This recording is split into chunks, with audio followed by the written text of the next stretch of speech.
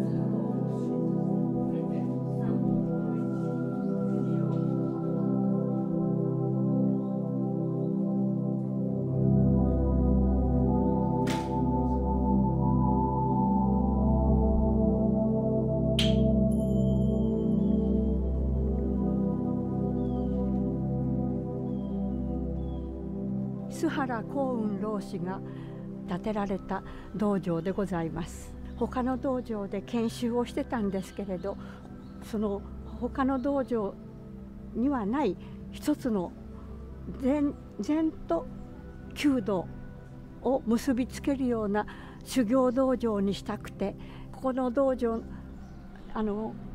座禅に対して弓道は立禅と申しますので、まさにそれが一体になった稽古の方法をとっております。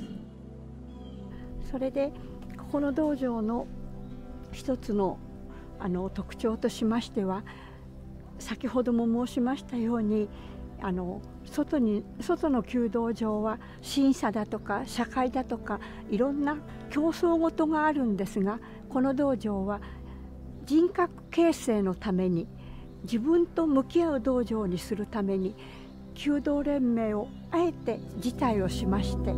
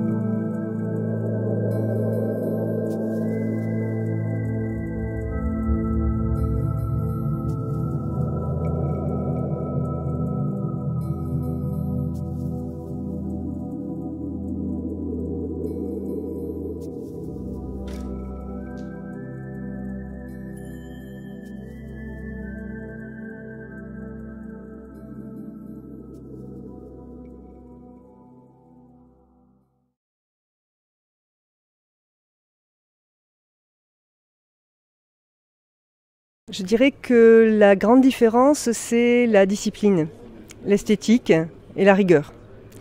Dans les traditions d'arts martiaux orientaux et particulièrement japonais, l'exigence, elle est d'abord en soi. Le but est utile, atteindre la cible bien sûr est désirable, mais ce n'est pas plus important, je dirais, que la magnifique réalisation de la gestuelle, de la posture et de l'harmonie entre les archers. C'est ouvert à tout âge, je dirais que ça commence plutôt vers l'adolescence et on peut pratiquer le Kyudo jusqu'à sa mort. Alors le Kyudo est une discipline exigeante mais très bénéfique en termes de qualité de respiration, qualité de posture. On peut, alors je dirais que c'est pas une thérapeutique, hein, il ne faut pas mélanger, mais en tout cas, en se tenant bien, en faisant attention à ses articulations, en les respectant, en étant doux et non pas violent avec son corps, on peut pratiquer très très longtemps et même trouver des bénéfices dans sa vie quotidienne. Je conseille d'abord la patience et surtout de bien observer l'enseignement de ses aînés, de ceux qui montrent le chemin parce qu'ils l'ont traversé avant. Et surtout bien observer, être patient, être endurant et se laisser porter par la beauté de la discipline. Alors, je dirais que le Kyudo, bien que nous soyons dans une fédération sportive, la fédération de judo, effectivement, ça repose sur un travail technique et pratique, concret, corporel, tel qu'on peut le voir dans le sport, mais c'est surtout une discipline esthétique et culturelle. Donc le but recherché, ce n'est pas les Jeux Olympiques. Nous sommes dans la Coupe de France de Kyudo aujourd'hui, donc la dimension ludique et compétitive est vraiment importante, mais pas au détriment de la beauté du geste. La transmission, c'est, je dirais, quelque chose qui est très important parce qu'on se doit de rendre ce que l'on a reçu. Et l'enseignement du Kyudo est strictement bénévole. Ça fait partie des statuts de la Fédération internationale. Et rendre, c'est honorer les enseignants qui nous ont transmis précédemment. Je dirais qu'il faut découvrir le Kyudo. Ça peut susciter des vocations. Je dirais qu'aujourd'hui, dans la vie actuelle, où nous sommes stressés, très occupés, tiraillés entre plusieurs obligations, le Kyudo, c'est un moment pour soi, où on se pose et où on partage des valeurs, la beauté avec d'autres amis.